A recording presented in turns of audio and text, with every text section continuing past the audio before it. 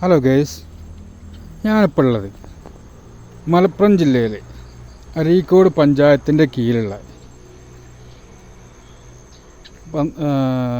ചമ്പ്രക്കാട്ടൂർ എന്ന് പറഞ്ഞ ആദ്യം 12 ഇപ്പോൾ 13 വാർഡിൻ്റെ കീഴിലുള്ള മങ്ങാട്ടംകുളം എന്ന് പേരുള്ളൊരു കുളത്തിൻ്റെ ഇപ്പോഴത്തെ അവസ്ഥയാണിത്.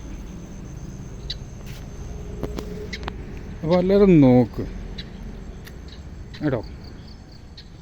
അപ്പോൾ ഇപ്പോൾ നമ്മൾ മസ്തിഷ്കജ്വരം കുട്ടികൾക്ക് പിടിപെടുന്നൊരു സാഹചര്യം നമ്മൾ പറഞ്ഞു കേട്ടു.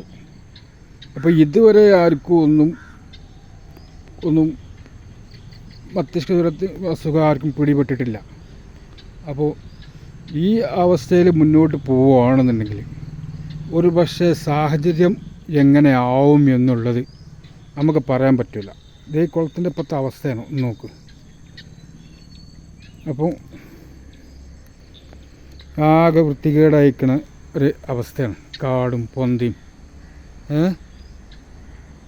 അപ്പോൾ ഇതിന് നമ്മൾ ആരോടാണ് കംപ്ലൈൻറ്റ് ചെയ്യേണ്ടത്, എവിടെയാണ് കംപ്ലൈൻറ്റ് ചെയ്യേണ്ടത് എന്നുള്ളത് നിങ്ങൾ വളരെ കറക്റ്റാക്കിയിട്ടൊന്ന് പറഞ്ഞു തരണം കേട്ടോ നിങ്ങൾ.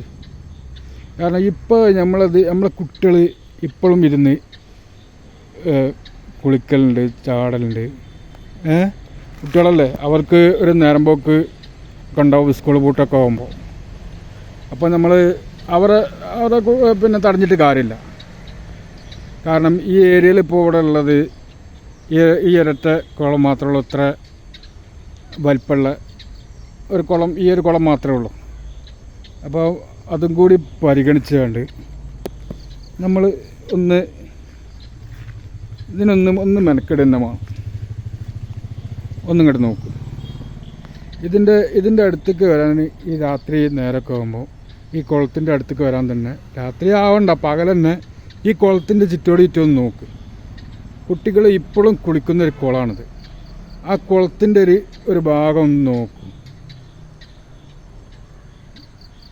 ഇതാണ് ഇപ്പോഴത്തെ ഈ കുളത്തിൻ്റെ അവസ്ഥ കണ്ടോ. ഈ 13-ാം വാർഡിലുള്ള കുട്ടികൾക്കുള്ള കുളത്തിൻ്റെ ഇപ്പോഴത്തെ അവസ്ഥയാണ് ഞാനിപ്പോൾ ഈ വീഡിയോയിലൂടെ കാണിക്കുന്നത്. അപ്പോൾ ഇതിന് നമുക്കൊരു മാറ്റം വരണം. അപ്പോൾ നിങ്ങൾ നല്ല അഭിപ്രായങ്ങൾ പറഞ്ഞോളൂ കേട്ടോ.